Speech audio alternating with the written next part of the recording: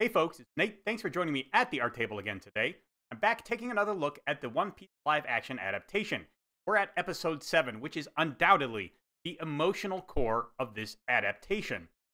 Which is very fitting. This is probably the strongest emotional moment in the first 100 chapters of One Piece. It is a moment when many readers of the original manga realized it's not just a standard, action adventure manga, not a simple story about a kid who has some laughs and gets in some fights on the way to fulfilling his dreams. There was an actual serious emotional core to this story that makes all of the booger jokes and nosebleeds and other, conventions of the shonen genre. It doesn't overshadow them, but it certainly makes them a little bit easier to deal with if it's not something that's your personal cup of tea. And if you are used to that, and in fact you're on board with that and you love it, it does elevate the story even then because it gives you also some very real, serious things to think about after you are done reading the story. And I think that balance is very tough to strike. And honestly, I don't think Oda has always hit it. So, looking at this live action adaptation and its attempt to be a more mature and serious story, something aimed more at young adults and maybe people in their early 20s than something aimed at 12 to 15-year-olds, as the original story was, it gets a little bit harder to look at this just as a series of story beats and how the changes make the story a little bit different. That's what I've been trying to do up until this point, and I certainly want to do that here as well. But so many changes are made in this that it is going to be harder not to talk about the impact on the integrity of the story that some of these decisions have. And while my intent is not to elevate one story above another, there are some places, especially in this story arc, where discussing the changes made and the resulting weaknesses is certainly going to make it look like one story is stronger than the other. I think simply because one is. That doesn't mean these choices weren't necessary for the adaptation. So I'm going to try and be as sympathetic to them as I can and maintain the perspective that we really do have to think about storytelling and what the beats mean going forward rather than wishing for the story that I originally got when I read the manga. That said, it is going to be pretty difficult to do in this section because we really see where decisions made by the writers, even though they were likely made in order to make the adaptation feasible, are going to damage this story arc and make for some things that they really have to consider how they can correct for as they go forward. Talk about that as we get further into the story. But let me begin with that emotional core I mentioned. Luffy help is one of the major story beats, the things that every fan of One Piece discusses when they talk about the story with somebody new. It is a very emotionally impactful moment. It is built to and paid off incredibly well. And it's been done 3 times now. It's been done successfully in the manga by Eiichiro Oda, which is a really impressive achievement for a young writer. I believe he was 22 or 23 when he wrote the Arlong Park story. And to be able to set up and pay off this kind of emotional arc at that young age is very impressive. Then, of course, it was done successfully when they adapted it into the anime. In the anime, of course, they had time to repeat all those story beats and really do all the build-up and emotional resonance that the manga put in place and do it justice. Arguably, to draw it out longer than it needed to be, but in this kind of slow-boiling emotional pressure cooker, I think that is more to the story's advantage than compacting it. And even compacted, the live action managed to play that beat very well. Emily Rudd's acting is fantastic. It is an achievement to be able to make that moment still hit to someone like me who has read it probably 5 or 6 times in the manga and has watched the anime adaptation of it at least once. So I've seen this moment many times before, and it still hit. That is really impressive. They did a great job paying it off. While they didn't have all the beats that built to it, they did manage to pull in enough emotional investment there, and especially, paying off Arlong's betrayal and the use of Captain Nezumi to steal Nami's treasure. That's all really impressive. That said, there are many beats in the story that are removed from the live action, probably for good reason, but they still make the story weaker.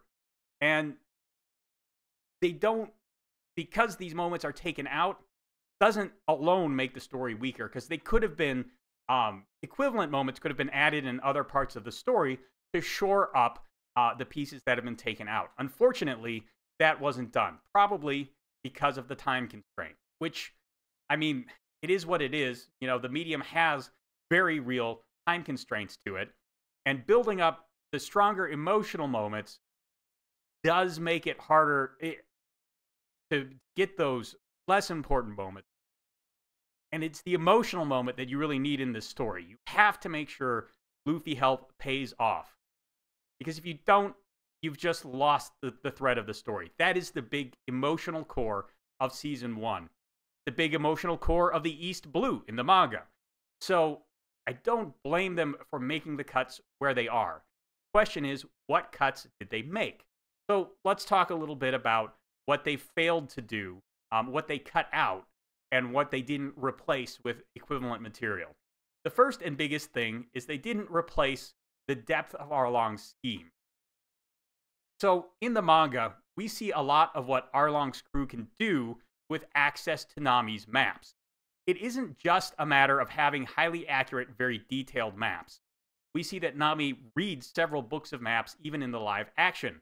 So he has that on hand. Surely the fishmen can get it as well. Why is it so important then that they have her draw these maps? Well, what we see in the manga is that they are able to use not just Nami's maps, but her understanding of currents, of weather patterns, of underwater terrain, things that only fishmen could go down and see. Because most Marines can't hold their breath down that low, and if you have a devil fruit power, you definitely can't go into the water. Fishmen have gills. They can breathe water. They can get down there. They can map the underwater terrain, and they can see what impact that has on the currents. And then Nami can predict how they can manipulate currents, alter reefs, all kinds of things to cause trouble for boats. We actually see a Marine battleship sunk simply because Arlong's crew changes the seafloor and creates a whirlpool that sucks it in. They can win naval battles without even fighting with that level of detail. And with Nami to compile it all, they can get to it a lot faster. They cannot, fishmen can get the idea of the lay of the land, but none of them are very good cartographers. They can't create it in an easily understood format that they can cross-reference and exploit very quickly. Also, they don't have Nami's sense of currents and how they will change as the terrain changes. All of these things make Nami an incredibly powerful resource for the fishmen. And we get all that in the manga. We don't get any equivalent details in the live-action adaptation. Without those details, it really looks like Arlong just took this kid who could draw maps because he wanted someone to draw his own maps. Maybe it was a pride or a prestige thing. And I can kind of see that. Arlong certainly has that sense of a strutting peacock. I've heard a lot of people say he looks like a 90s rapper, and that's accurate across all versions of the story. And so, maybe doing it as a prestige thing, I can kind of see that. But it doesn't really hold a lot of water. Why would he go so far to keep hold of her? Why would he fight Luffy over her? Why would he, not take money and let her go? I guess all we really have there is the pride and the prestige, and he does seem like a prideful and prestigious character, but I mean, he could have just executed her when he had the chance, when she was there saying, I have the money. So I don't know. It's really hard to read Arlong's plan in the live action. That is a weakness of the story. It makes him look less impressive as a villain. And that is a mark against it, because he's supposed to be the last villain in Blue. He's supposed to be a menace. And his seeming lackadaisical treatment of Nami, taking her on and just keeping her apparently on a whim, that doesn't that doesn't play as well as this more sinister, scheming Arlong who had a concrete plan in the manga. They could have found some opportunities to shore them up. One of the big problems with that is, of course, that it would have been very expensive to show something like that. The two most expensive shots in the live action were the Sea King in episode 2 and the destruction of a battleship by Mihawk in episode 5. And, showing a battleship getting sucked down into a whirlpool by fishmen, messing with stuff underwater, that probably would have been just as expensive as Mihawk destroying a battleship, maybe more so. So I understand that there are these real logistical problems with showing that particular moment. It could have been replaced with something else. Maybe we could have just shown the merry-go being pulled in by an adjustment to the currents or something like that. Or you could have just, it wouldn't have been the most powerful, direct way to show it, but it could have been mentioned maybe in some of Nami's flashbacks. Having that beat there, I think, would have been superior to the version we got where it doesn't exist. Because Arlong, he's just not as menacing a villain as he needs to be, especially smacked right into the Baradier story arc where we just saw Mihawk. Mihawk looks like a more impressive and threatening villain than Arlong does with that kind of close proximity, with no Don Krieg padding between them to, kind of give people a chance to get over the Mihawk hype. Arlong just doesn't look as impressive. And I think that is another side effect of the way the story has been structured. And I've definitely not heard as many people talking about Arlong as have been talking about Mihawk when they discuss One Piece. All in all, it is, I think, something that had to be done by the writers. You had to make a cut somewhere in order to accommodate what you had. But you could have bought back some of those cuts, at least a little bit, and made the story flow a little better. And I would have taken just about anything here, but there isn't anything here. And that's unfortunate because the writers so far to this point have been behaving very aware of every cut they make and what it implies for the story going forward. Well, with one notable exception. So let's talk about Mr. Genzo. Mr. Genzo is the bookstore owner in Nami's village. In the manga, he's a pretty important character. In fact, he is Nami's father figure. We see in the flashback that he wears a pinwheel on his hat. And in the manga version, Nami and Nojiko did not make pinwheels out of orange peels. Rather, the pinwheel was Mr. Genzo's symbol. It was not something that was related to Belmare. Tangerines were Belmare's symbol. The pinwheel was Mr. Genzo's symbol. And the pinwheel specifically, I think, was an indication of Nami not quite growing up yet. Because unlike in the live action, in the manga, Mr. Genzo wears the pinwheel for most of the Arlong Park story arc. And we eventually find out that he put this on his hat because when Nami was a baby, he scared her. And when he had the pinwheel on his hat, she wasn't scared of him anymore. She laughed instead.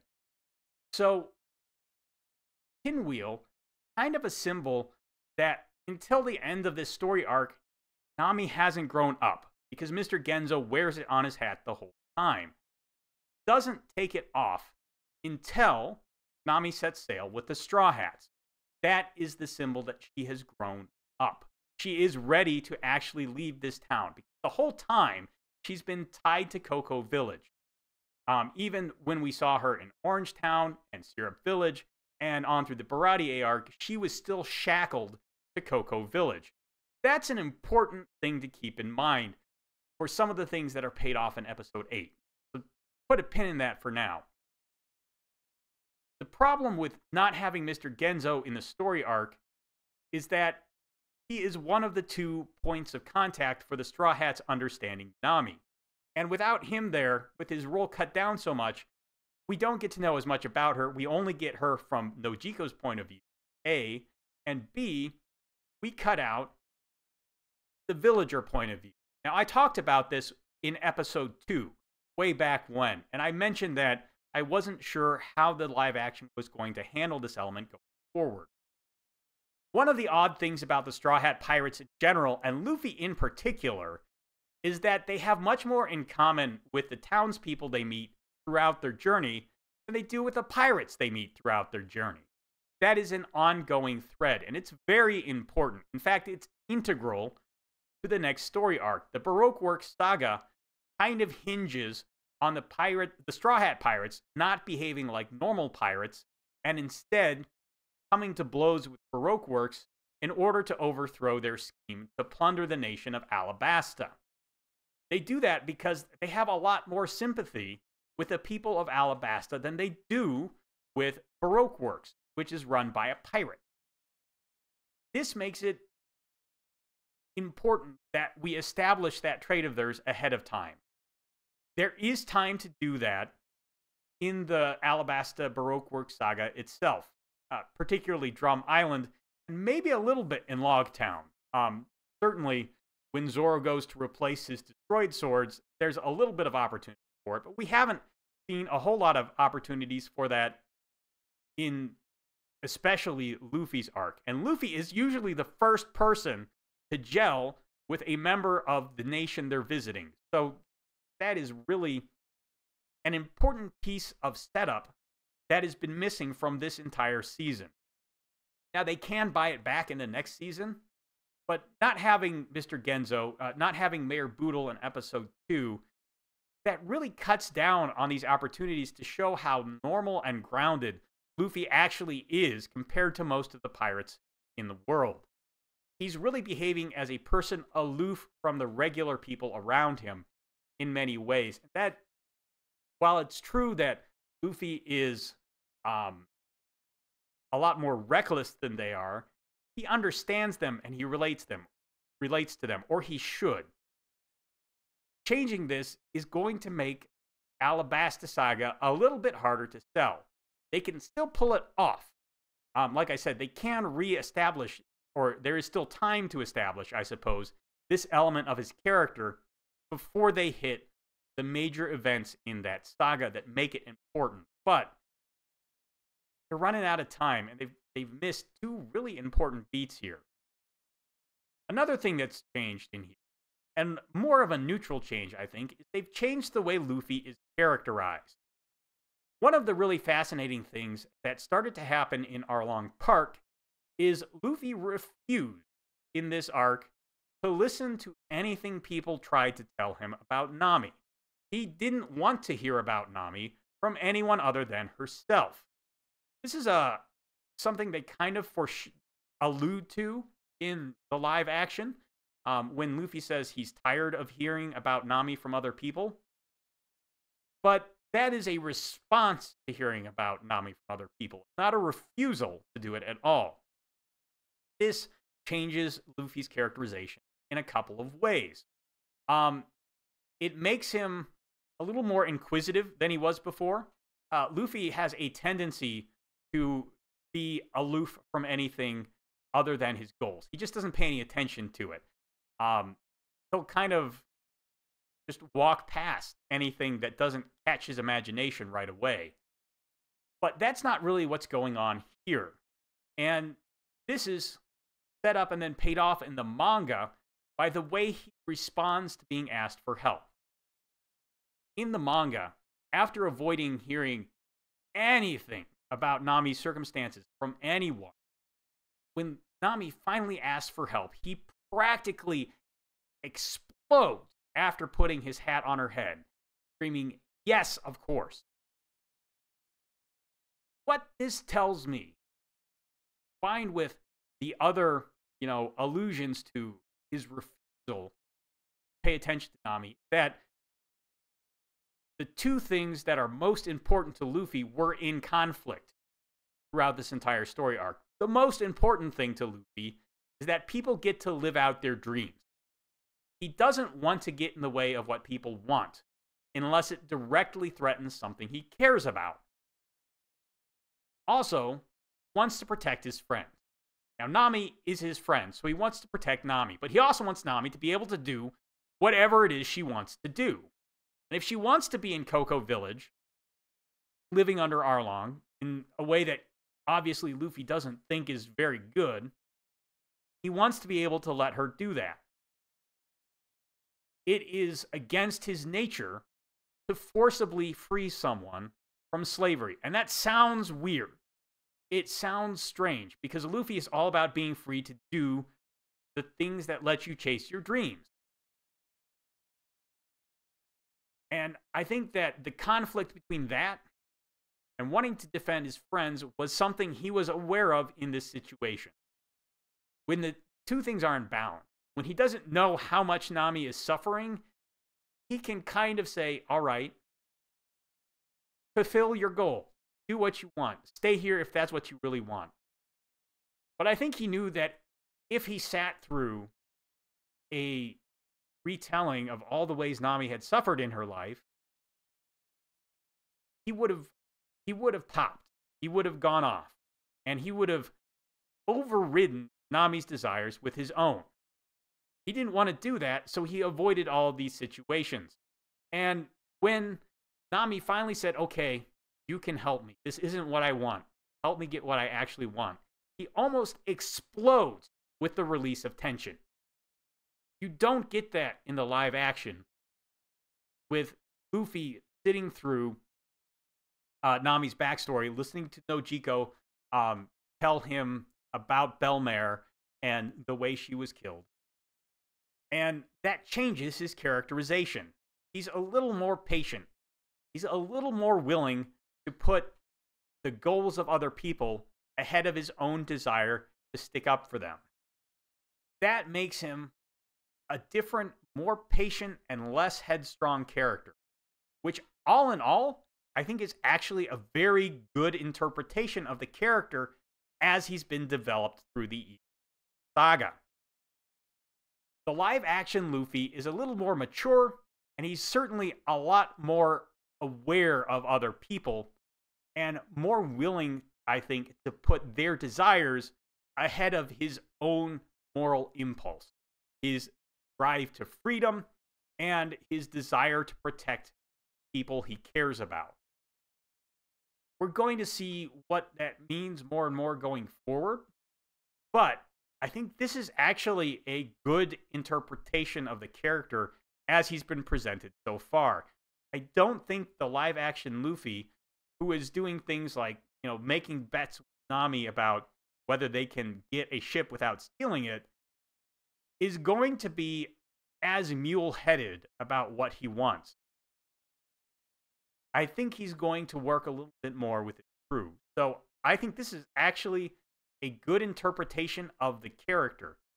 And I'm glad that they seem to have put that level of thought into it. Or maybe they were just doing it because it is just the more mature thing to do. That kind of stubbornness is a little childish after all. Now, the last thing I think to note here is a change to the flashback with Belmare. I've already talked about Mr. Genzo being cut out of that, and that is going to be something we talk more about in episode 8. But I think the change that happens with how the kids are revealed also tracks from Belmare's character. In the flashback in the manga, Mr. Genzo and the town doctor, whose name escapes me now, were with Arlong as he was going around collecting tribute for each of the houses. Now, Belmare had no kids on register in the town register because he didn't actually adopted Nami and Nojiko. And much of that scene is the same, even without Genzo and the doctor there in the live action. But it changes some of the things that happen. The biggest piece of exposition we don't get Mr. Genzo and the doctor visiting before Arlong arrives. What they do there is they say, okay, Belmare, you have enough money to pay for yourself, send the kids away. This is important because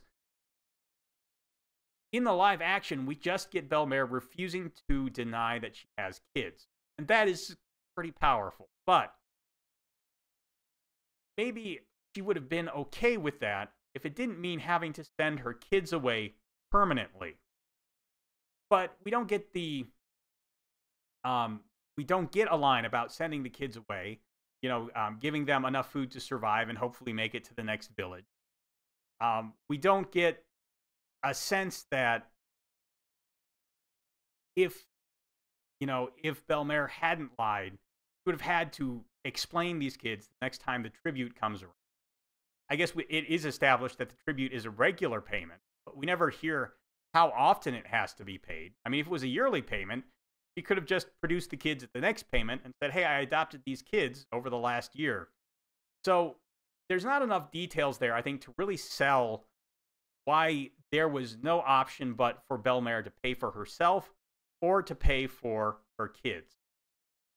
And I think that makes her decision look more impulsive and less a response to a no-win scenario. All in all, though, it still works. It's just not as airtight. The emotional impact comes with some nagging doubts that I don't think the show does a very good job tying up through other moments. So I'm not a fan of how that was executed either. It really sounds like I have the most criticism for this episode. That's probably true. I think this is an episode where they made a ton of cuts. They didn't pick up any of the, much of the consequences of those cuts for the narrative integrity of the story. And all in all, it's a bit disappointing because up until this point, the crew doing the adaptation has worked really hard to make sure they didn't leave any holes when they had to make cuts.